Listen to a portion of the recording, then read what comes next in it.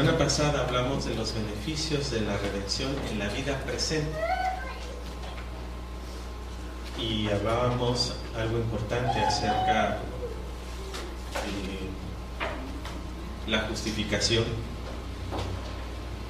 Y decíamos cómo los seres humanos, que de antemano por nuestra naturaleza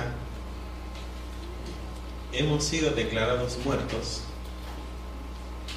Jesucristo, en su gran misericordia,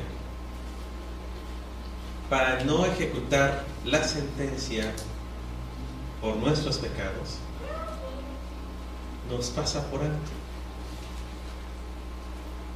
todas nuestras maldades. Y se acuerdan que poníamos el ejemplo de un niñito latoso que siempre lo castigaban por ser berroso en el salón, hasta que una vez la maestra, después de haber dado tanta guerra y haber fastidiado a todo el grupo, le dice: te perdono, no te voy a castigar, te perdono, te la paso y siéntate. Y desde ese entonces ese niño cambió, porque se dio cuenta que estaba mal, y que a pesar de que estaba mal, la maestra le dio una oportunidad. Y así es como a todos Dios nos ha dado una nueva oportunidad, sabiendo de antemano que no somos la bella imagen de Jesucristo, sino a veces todo lo contrario.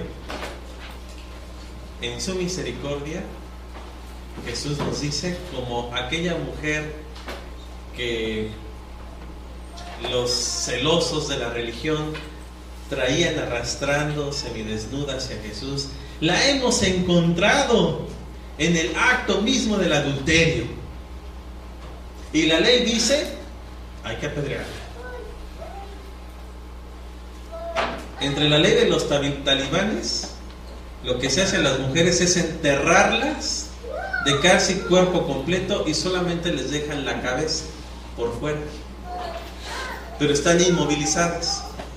Y una vez que están enterradas hasta el cuello, lo que hacen los sagrados varones talibanes, al juzgarla y condenarla a muerte a esa mujer pecadora, porque tan solo asomó tantito su tobillo de sus vestiduras, entonces todos los talibanes agarran las piedras y la ejecutan.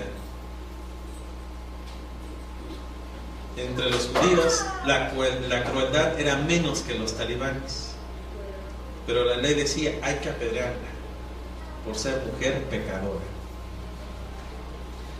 Para que ustedes conozcan cómo es la realidad entre los talibanes, les voy a recomendar una película que cada vez que la pongo, todos salen así, con un sabor de boca muy amargo y con un sentimiento muy fuerte, porque de veras es una película muy fuerte. La película se llama Osama. Osama es un nombre talibán masculino, pero es la historia de una niña de 10 años. Y la van a encontrar en cualquier librería. Así se llama, Osama. Y después que la vean, sí van a sentir un escozor en todo su ser. Pero es para que ustedes sepan la realidad de hoy entre los talibanes. Pero Dios no es como los talibanes ni como los judíos. Dios, a pesar de cómo somos nosotros, nos pasa por alto lo que somos. Si Dios se cobrara todo lo que hemos sido, ¿dónde creen ustedes que estaríamos hoy?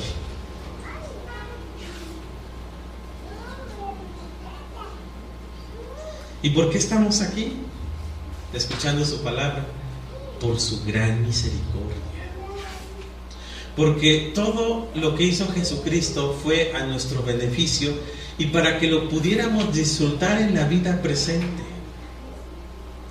Entre muchos beneficios que más adelante vamos a revisar, pues no solamente es que tenemos el derecho de ser hijos de Dios, que eso fue otra de las cosas que trabajamos la semana pasada. Somos adoptados. Y el ser adoptado, créanme que no es una maldición, es una gran bendición. Porque el único hijo legítimo de Dios es Jesucristo. Y todos los demás somos adoptados. Y aunque hay hermanos que dicen, sí, pero yo soy como que el hijo favorito de Dios o la hija favorita de Dios, pues la verdad es que al ser todos adoptados, tenemos la misma cualidad. Y Dios nos otorga los mismos derechos como si hubiéramos sido engendrados directamente por Él. Y de ahí hay otros beneficios que podemos nosotros enumerar, la lista es muy grande, como aquellos, por ejemplo, de tener una relación viva con Dios, de estar en una comunión con Él permanente. Fíjense ustedes que no necesitamos únicamente de la oración para estar en comunión con Dios, ni necesitamos estar en un culto para estar en comunicación con Dios, ni necesitamos leer la Biblia únicamente para poder tener comunión con Dios. La comunión con Dios se da a cada instante. A cada paso que tú das en la vida, está presente Dios en tu existencia. A cada actividad que tú realizas en tu trabajo o en tu casa, Dios está presente junto de ti. La presencia de Dios es como en el Antiguo Testamento la gran nube que mientras el pueblo de Israel caminaba en el desierto, esa nube le seguía de día y de noche, para que el pueblo pudiera sentir la confianza de que la presencia de Dios los acompañaba en todo momento. Pero hoy no necesitamos de esa gran nube para poder sentir esa fortaleza y consuelo, sino que el Espíritu Santo nos hace sentir y confirmar que la presencia de Dios en nuestras vidas es una presencia constante. Y en ningún momento de tu vida tú puedes llegar a pensar que Dios te ha abandonado, o que Dios ya no se acuerda de ti, o que Dios no está escuchando tus oraciones, porque la presencia es una presencia permanente, la presencia de Dios. Y a cada paso de tu vida, Dios te está esperando. Dios se está moviendo y te mueve. Y esos son los múltiples beneficios que tenemos en la vida presente. Además de la oración, además del culto, además de la Biblia. Pero hoy reflexionaremos a partir de lo que nos enseña el catecismo. ¿Y qué hay de los beneficios en el futuro? ¿Cuántos beneficios vamos a tener? Pues sin duda los beneficios del futuro son mucho mayores que los beneficios del presente. De hecho, en el presente podemos anticipar un poco del futuro. Lo que vivimos hoy es una forma anticipada de lo que viviremos por la eternidad. Por ejemplo, hoy podemos decir que tenemos vida eterna en Jesucristo, pero aún no hemos experimentado la totalidad de la vida eterna. Eso lo veremos más adelante.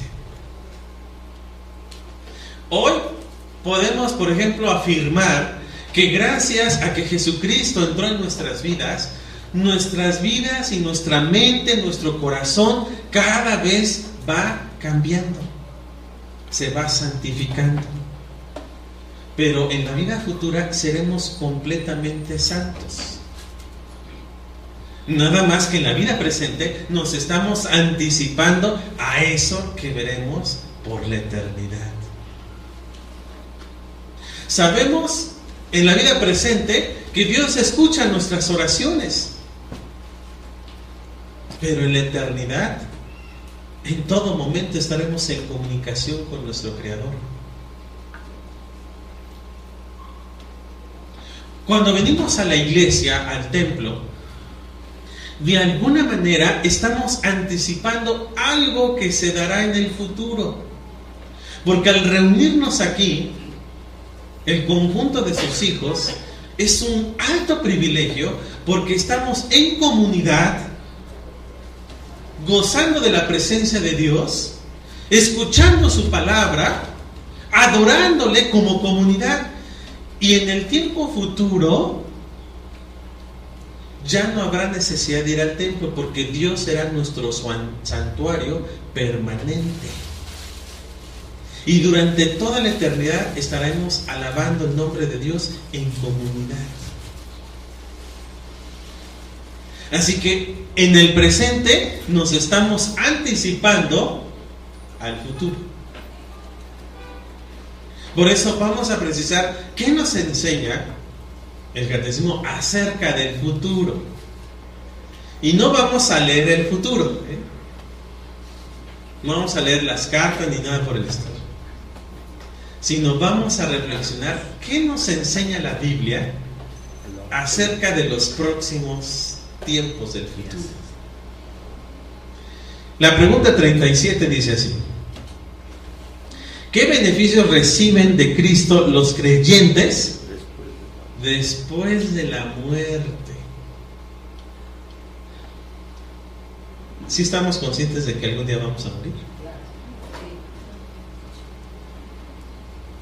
Esto es algo que los jóvenes no piensan. Los jóvenes no están pensando en su muerte.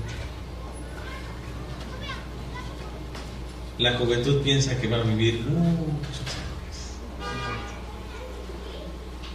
En cambio, los adultos mayores siempre están pensando en su muerte. Y dicen, pues para los poquitos años que me quedan,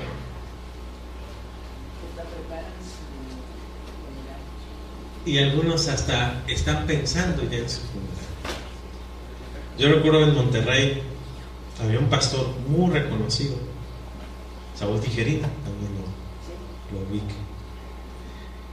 Y él, pues ya en su vejez se enfermó de cáncer, pero él ya sabía que iba a morir. Él ya se sentía grande y dejó una historia muy larga en la iglesia presbiteriana. Ustedes no tienen ni idea. Desde el año 70 él ya era una figura muy importante en la iglesia presbiteriana. Y fue pastor de las iglesias más reconocidas en el campo nacional. Y fundó una iglesia que hasta hoy sigue siendo una iglesia demasiado grande y reconocida, junto al TEC de Monterrey, por cierto. Dejó mucha historia don Saúl Tijerina. Pero cuando su cáncer estaba avanzado, reunió a los líderes de la iglesia. ¿Y saben qué les entregó? El boletín de su culto fúnebre.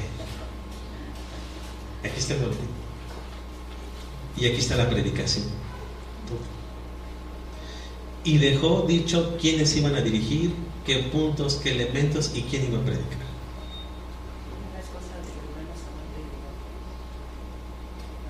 También, ¿verdad? Dejó su legado en el culto.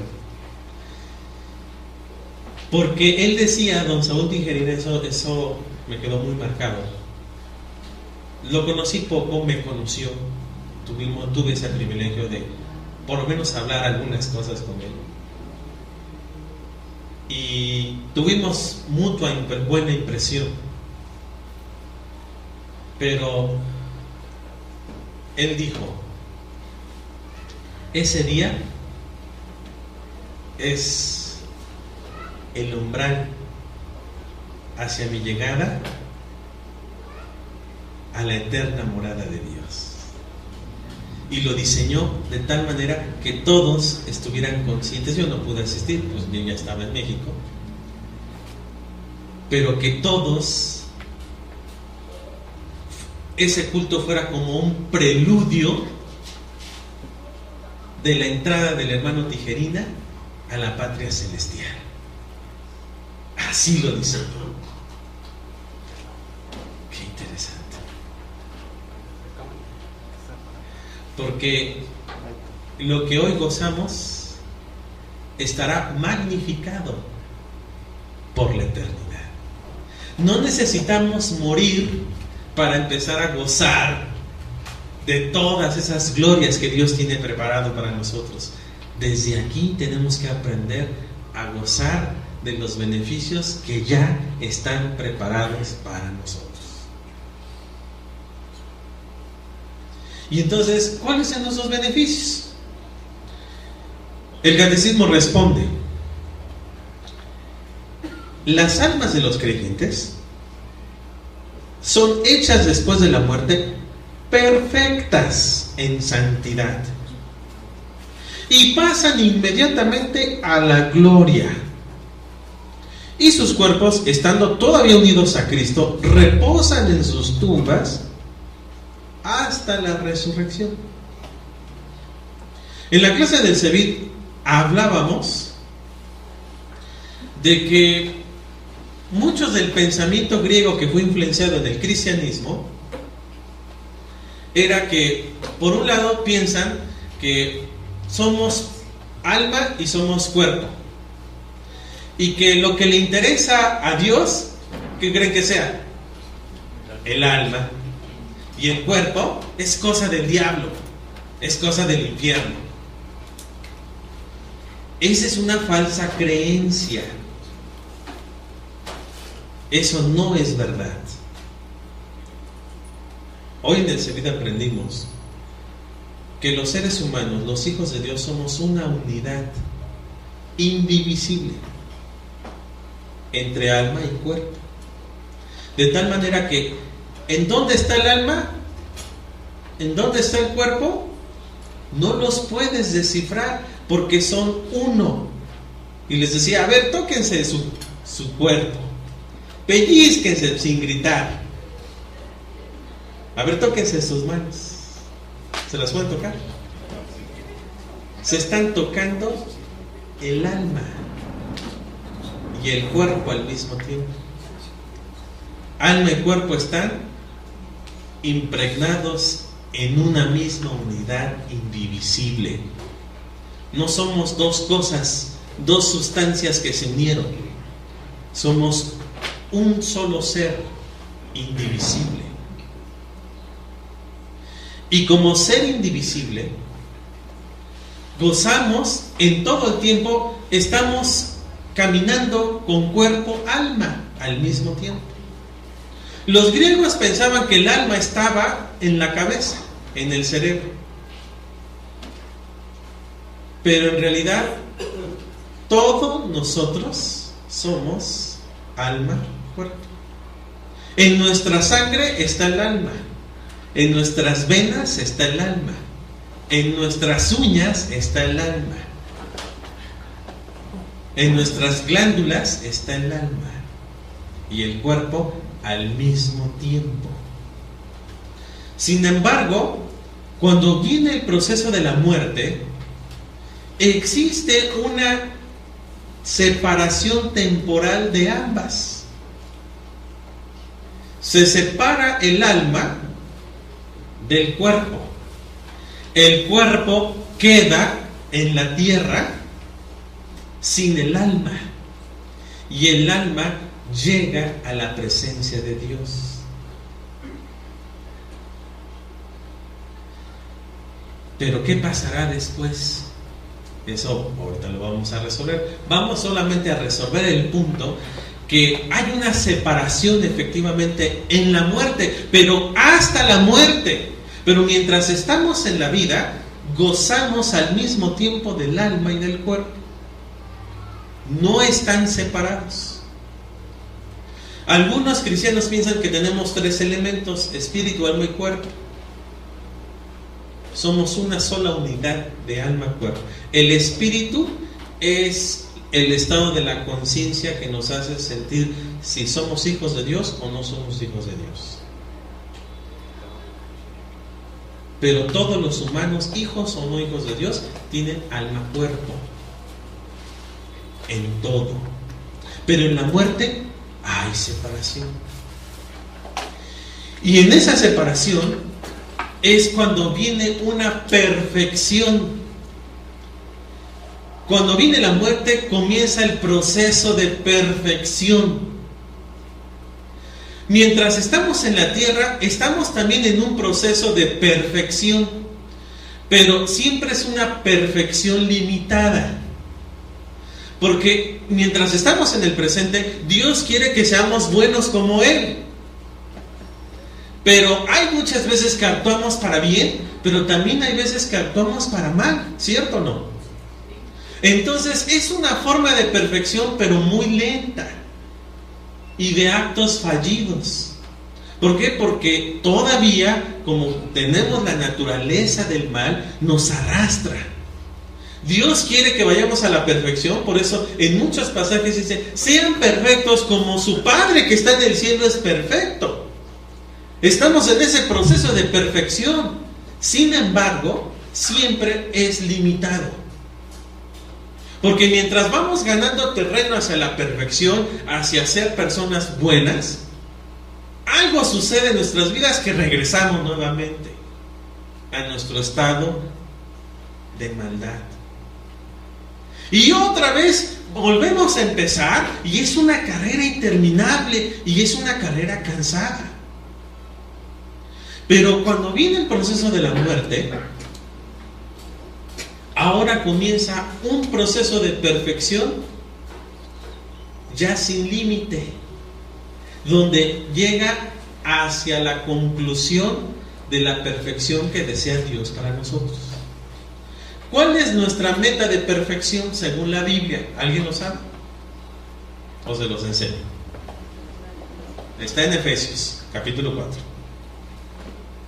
¿Cuál es la meta de perfección del cristiano? Que se supone que debe de alcanzar en la tierra, pero no lo va a alcanzar, sino hasta después de la muerte. ¿Nadie sabe? Muy sencillo. Dice Efesios: hasta que lleguemos a la estatura del varón, ¿qué? Perfecto. Jesucristo. ¿A qué medida quiere Dios que nosotros seamos perfectos y santos? A la estatura de Cristo. ¿Y lo seremos en la tierra? No. Pero eso no significa que no estemos en el proceso. Sin embargo, en la muerte, ese proceso se acelera para que lleguemos justamente a la meta deseada por Dios, que es la del varón perfecto llamado Jesucristo. Esa es nuestra meta. Hacia allá tenemos que llegar. El varón perfecto. Y en la muerte, ese proceso de perfeccionamiento se va a dar acelerado, ininterrumpido, hasta que lleguemos a ese punto que Dios quiere. Entonces, vean ustedes que la muerte para el cristiano no es una maldición. Para el que no ha conocido a Cristo, la muerte siempre será una desgracia en su vida. Y por eso mucha gente tiene miedo a la muerte. Porque dice: no quiero morir y me voy a perder de los beneficios que tengo aquí en la tierra, de ver crecer a mis hijos y de ver a mis padres y de hacer esto y lograr muchos objetivos de la vida. Y sienten una melancolía y una depresión terrible porque sienten que se van a ir sus beneficios. Y por eso le tienen miedo a la muerte. Porque aún no han conocido los grandes beneficios que Dios tiene para nosotros. Y cuando el creyente está consciente de esos grandes beneficios, créanme que la muerte ya no es un problema. La muerte ya no es algo que nos genere escozor y miedo. Solo si confiamos en las promesas de Dios. Porque si no creemos en las promesas de Dios, entonces siempre estaremos angustiados. Y siempre diremos a Dios: Diosito, déjame aunque sea ver a mis nietos. Con eso me conformo. Déjame ver crecer a mis hijos, darles una carrera, un futuro, y con eso ya estoy conforme. Diosito, ayúdame. No es por ahí. ¿Sabes que Dios ya tiene un tiempo para todos nosotros? Y yo no sé si pueda llegar a ver a mis nietos. Pero lo que sí estoy seguro es que si en la voluntad de Dios llego a tener nietos y yo ya no estoy, será de gran bendición para mi vida. Porque me perderé la satisfacción de ver un primer nieto en mis brazos. Pero es una satisfacción temporal. Y obtendré las grandes satisfacciones en la presencia de Dios, que esas serán eternas. ¿Y cuál prefieres? ¿Aferrarte a lo temporal o disfrutar de la eternidad? Y por eso hoy la juventud debe de pensar no solo en su futuro, sino en la eternidad. Hoy construimos para la eternidad. No construimos para el futuro inmediato. Construimos para la eternidad. Lo que hoy podemos gozar de beneficios serán magnificados en nuestra muerte. Y entonces la muerte ya no es un problema, créanme. Ahorita lo vamos a ver en los textos bíblicos. Comencemos con Apocalipsis, que habla acerca de la muerte del Cristo. Decía, escribe esto: Dios, ¿qué cosa? Bendecirá a los que de ahora en adelante mueran unidos al Señor Jesucristo. Mira, que quede esto bien asentado, le dice el profeta a este autor de Apocalipsis. Que quede bien claro que Dios va a bendecir, que Dios va a multiplicar de bienes y beneficios, ¿sí?, a los que a partir de ahora mueren unidos a Cristo. Entonces, ¿quiénes no van a sentir ni recibir de estas bendiciones? Los que no están unidos a Cristo. Y los que no están unidos a Cristo sentirán melancolía y terror y mucha depresión por la muerte.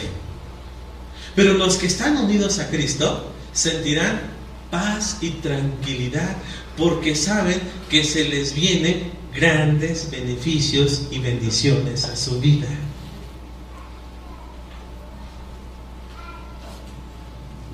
Y lo mejor de todo es que desde la tierra ya las empezamos a sentir. No hay que esperar a morirnos para sentirlas, sino que aquí nos anticipamos un poco, aunque sea, en recibir esos beneficios, esas bendiciones de Dios. Para que Dios nos dé la tranquilidad, lo hace para que nos dé la tranquilidad de que en el umbral de la muerte, cada cristiano diga: Señor, estoy listo en el momento que tú me llames. Ahora estoy listo. Fíjense, eso es saber morir. El buen morir es que la persona que sabe que se le acerca la hora no está angustiado, sino dice: estoy listo, y el presbítero don Saúl Tijerina. Yo estoy seguro que en esos momentos, en esos últimos minutos, en lugar de sentir escozor o miedo, empezó a alabar el nombre de Dios y agradecerle por todo. Vivió más de 80 años, el hermano, una larga vida, y murió satisfecho.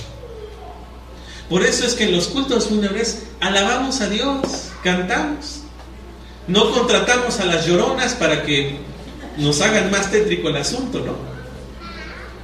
Le cantamos a Dios en esos cultos, en esos momentos donde está el cuerpo presente y los familiares y todos los que le acompañamos a los familiares, alabamos el nombre de Dios, porque ese hijo o hija de Dios ahora empezó su proceso de perfeccionamiento, empezó a recibir las grandes bendiciones de Dios en su vida. Y eso es un motivo para alegrarnos todos y gozarnos a pesar de la tristeza que pueda invadir la separación de un ser amado, el duelo. Porque también nos vamos a los extremos. Hay cristianos que les dicen a otros cristianos: no llores, en tu funeral se murió tu mamá, no llores, porque entonces quiere decir que no eres firme en tu fe. No, eso es mentira, eso es fanatismo. Eso es fanatismo. Claro que sí se vale llorar en un funeral. Cristo lloró por la muerte de su gran amigo Lázaro. Pero dice Pablo que hay dos tipos de llantos. Ahí lo dice en 1 Tesalonicenses 4, es muy clarito. Hay dos tipos de gente que llora. Unos lloran sin esperanza y otros lloran con esperanza. ¿De cuál quieres ser? Tú debes de ser de los que lloran con esperanza. No con la hermana Esperanza, sino con la esperanza de que tú vas a ver a tus próximos familiares, ¿no?, cuando tú ya estés en la presencia de Dios.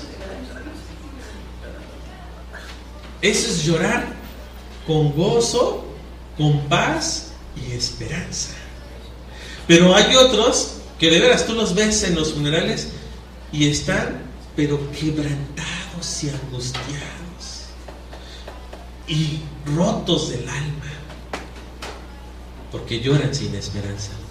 Y dicen: donde quiera que estén, ay, donde quiera que estén.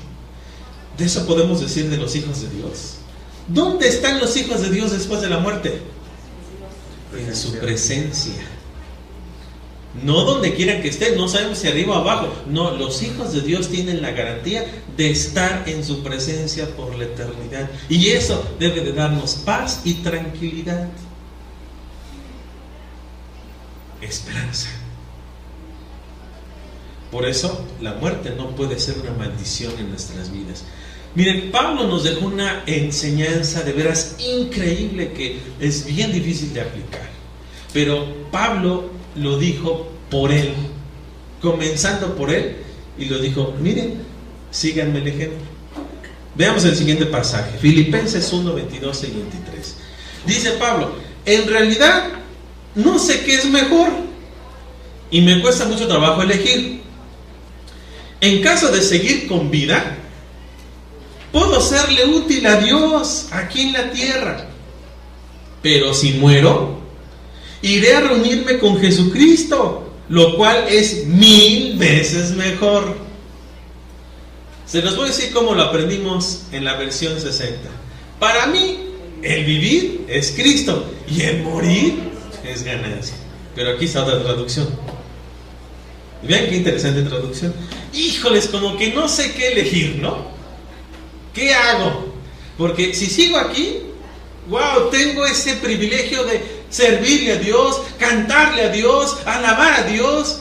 Pero si muero, mucho mejor, porque ya no voy a ser perseguido, ya no voy a ser maltratado, ya no voy a ser amenazado, ya no va a haber una enfermedad que me esté atormentando, porque ya voy a estar directo en la presencia de Dios, gozando de sus bendiciones, gozando de la vida, gozando de la salud, gozando de la eternidad.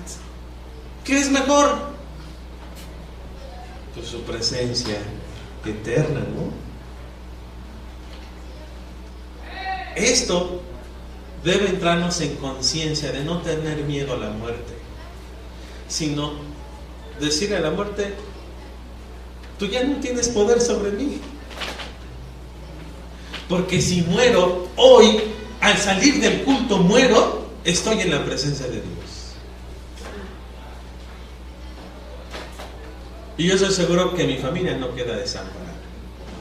Porque Dios es tan bueno y perfecto que no deja las cosas incompletas. Mientras esté en la tierra, soy responsable de mi familia, de mi esposa, de mis hijitos. Y saco la cara por ellos. Pero si yo muero en 10 minutos más, que cabe esa posibilidad, por supuesto, ellos van a estar bien, porque no me necesitarán más. Dios será esposo de mi esposa y padre de mis hijos, y yo estaré tranquilo en su presencia, gozando de sus bendiciones, y algún día me van a alcanzar. No tengas miedo por la muerte, porque la muerte no es un problema. Más bien piensa que aquí en la tierra estás empezando a disfrutar algo que va a ser maravilloso y para siempre en la presencia directa con Dios. Y que debes esperar con paciencia y con gozo y con paz en tu corazón el día de tu muerte. ¿Tú sabes cuándo te vas a morir? ¿Alguien sabe? ¿Me puede decir, yo me voy a morir tal día? No. Pero ¿sabes qué? Piensa que como vas a morir, recibe ese momento con gusto, con mucho gusto. Que si estás en la tierra es porque tienes que cumplir el propósito de Dios. Como Pablo. ¿Cuál era el propósito de Pablo en la tierra? Predicarle a los gentiles. Pero si te vas mañana, terminó tu tarea aquí y comienzan las grandes bendiciones en tu vida, como lo dice el pasaje de Apocalipsis. Regresamos al pasaje de Apocalipsis. Entonces oí una voz del cielo que me decía: escribe esto, Dios bendecirá a los que de ahora en adelante mueren unidos a Jesucristo. Dios bendecirá. Y empezarás a recibir esas bendiciones en el momento que tú pases por el umbral de la muerte.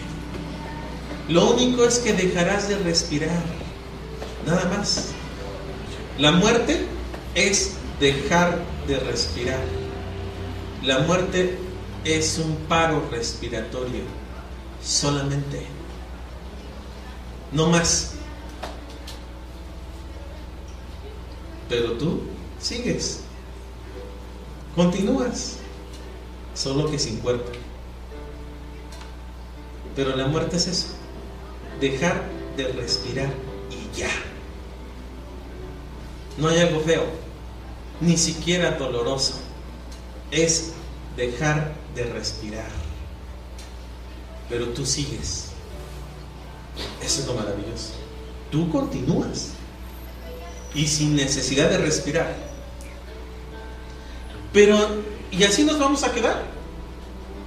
Viviendo por la eternidad en el cielo como espíritus inertes, sin cuerpo, y nuestro cuerpo aquí muriendo,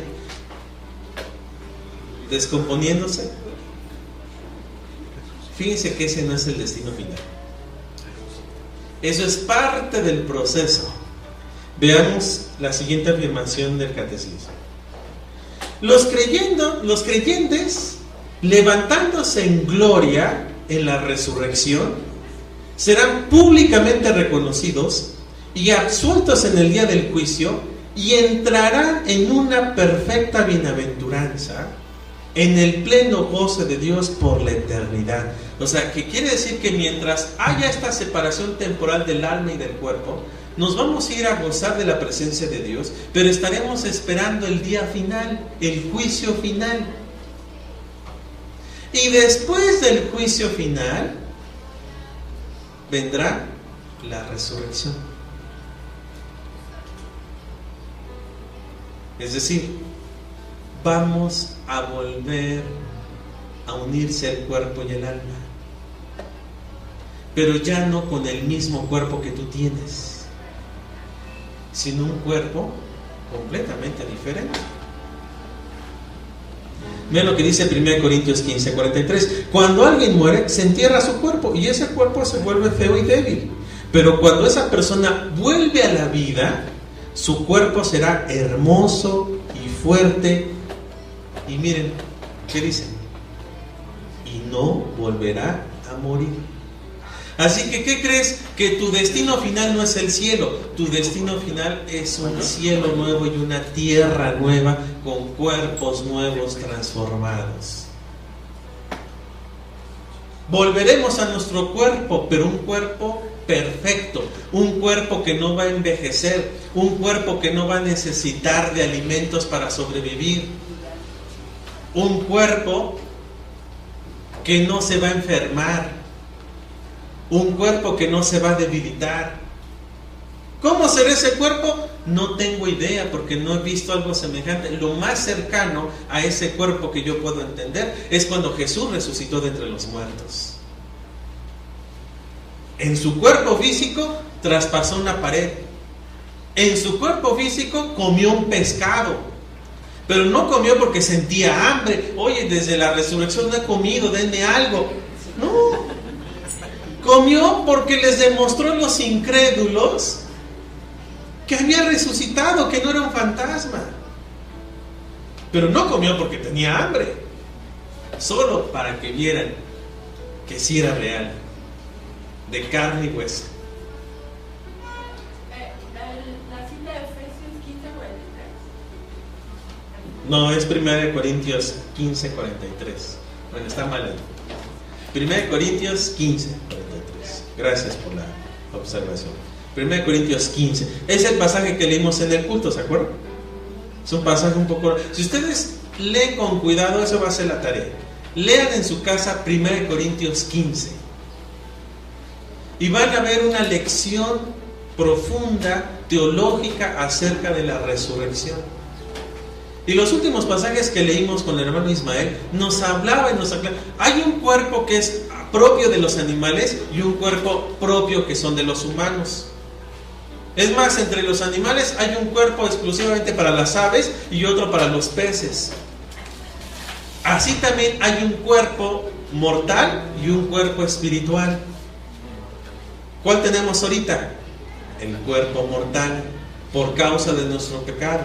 Porque si nuestros primeros padres no hubieran caído, ellos no hubieran muerto. Pero entonces, ¿cuál cuerpo vamos a tener según Pablo? Un cuerpo espiritual, es decir, incorruptible, que nunca se va a morir, nunca va a envejecer. Y en ese cuerpo otra vez vamos a estar directamente en la presencia de Dios, como fue en el jardín del Edén. Ahí cara a cara con nuestro Creador y disfrutando de sus bendiciones eternamente. ¿Se va posteriormente a eso, se va a agregar otros creyentes a ese número? No. ¿Se van a disminuir? Tampoco. Todos los que vamos a resucitar con Cristo estaremos juntos por la eternidad. ¿Ya viste al hermano o la hermana que está a tu lado? ¿O la que está atrás?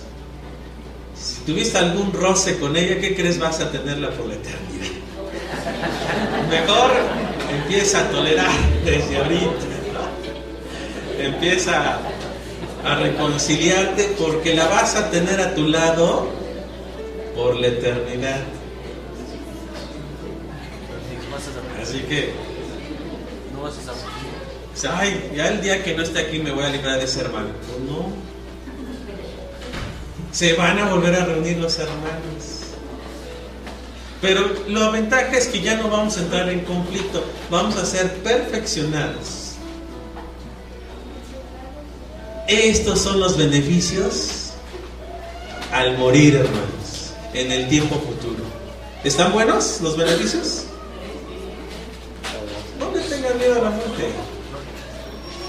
es más ganancia que pérdida. Pérdida para los que no son creyentes, para los que no tienen una relación con Cristo. Ahí sí es pérdida, porque van a perder todo. Pero el cristiano gana, y gana para siempre. Amén.